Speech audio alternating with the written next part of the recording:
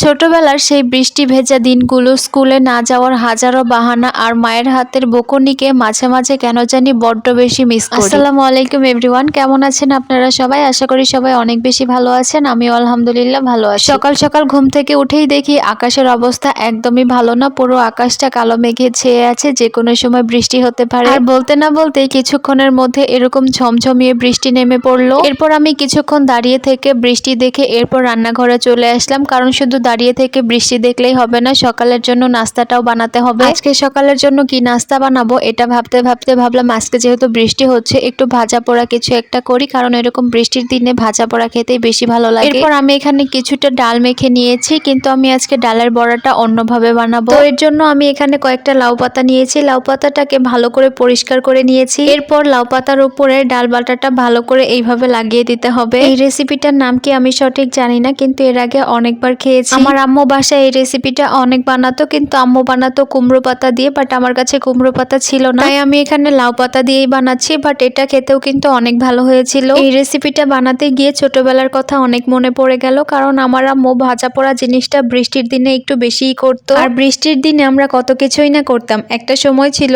যখন সকাল বিকাল সারাদিনই বৃষ্টি পড়তো, কখনো কখনো ঝমঝমিয়ে সারা রাত বৃষ্টি হতো, আবার কখনো কখনো সারাদিন। আর আমি তাকিয়ে থাকতাম জানালার পাশে আর বসে বসে ভাবতাম আজ বৃষ্টি হচ্ছে মানে স্কুল ছুটি, বৃষ্টি হচ্ছে তার মানে আজকে আর স্কুলে যেতে হবে না। এটা ভেবে মনে মনে অনেক আনন্দ পেতাম। কিন্তু যেই স্কুলের টাইম হতো সেই সময়ই হঠাৎ করে যেন বৃষ্টিটা থেমে যেত। তখন তো আর কিছুই করার থাকতো না, বাধ্য হয়ে তখন স্কুলে যেতে হতো। আবার মাঝে মাঝে ইচ্ছে করে বৃষ্টিতে ভিজে স্কুল থেকে বাড়িতে আসতাম। ভাবতাম আজকে বৃষ্টিতে ভিজে গেলে জ্বর ঠান্ডা লাগবে, আর মা বলবে বিশ্রাম নাও, আজকে আর স্কুলে যেতে হবে না। এভাবে কত যে অজুহাত বানিয়েছি, আবার মায়ের কাছে বকুনিও খেয়েছি। এখন যখন বৃষ্টি আসে তখন সেই শৈশবের ছোটবেলার দিনগুলোর কথা বড্ড বেশি মনে পড়ে। কতই না সুন্দর ছিল সেই শৈশবের দিনগুলো। তো যাই হোক, কথা বলতে বলতে সকালের নাস্তা কিন্তু কমপ্লিট। এরপর আমি দুপুরের জন্য রান্নাটাও করে নিচ্ছি। আজকে দুপুরের জন্য রান্না করব মুরগিটাকে প্রথমে আমি ভালো করে ভেজে নিয়েছি, এরপর ভালো করে মশলাটা কষিয়ে এখন আমি মুরগিটা রান্না করে নেব। মুরগির মাংসটা একটু ভেজে রান্না করলে আমার কাছে খেতে বেশি ভালো লাগে, তাই আমি সবসময় একটু ভেজে রান্না করারই চেষ্টা করি। আর সাথে আমি কয়েকটা আলুও দিয়েছি, কারণ আলু খেতে আমার কাছে অনেক বেশি ভালো লাগে, বিশেষ করে মাংসের মধ্যে আলু খেতে আরো বেশি ভালো লাগে। এরপর আমি মাংসটা ভালো করে কষিয়ে এর মধ্যে ঝোল দিয়ে দিয়েছি, যদিও আমি মাংসটা খুব একটা ঝোল রাখবো না, এটা সম্পূর্ণটা শুকিয়ে ফেলবো। এরপর আমি এখানে শুটকি ভুনা করব, তো এর জন্য আমি কিছুটা পরিমাণ পেঁয়াজ আগে ভালো করে ভেজে নিচ্ছি। অনেকেই আছে যারা শুটকি খেতে পছন্দ করে না, বা শুটকির গন্ধটা নাকি তাদের কাছে একদমই ভালো লাগে না, কিন্তু আমার কাছে তো শুটকি খেতে অনেক বেশি ভালো লাগে। আর ভালো করে রান্না করতে পারলে যে কোনো শুটকি খেতেই অনেক বেশি মজা। আর আজকে আমি এখানে লইট্টা মাছের শুটকি ভুনা করেছি, এটা খেতে আমার কাছে সব থেকে বেশি ভালো লাগে। তো যাই হোক, আজকের ভিডিওটা ছিল এই পর্যন্তই। ভিডিওটি কেমন লাগলো অবশ্যই কমেন্ট করে জানাবেন। সবাইকে আল্লাহ হাফেজ।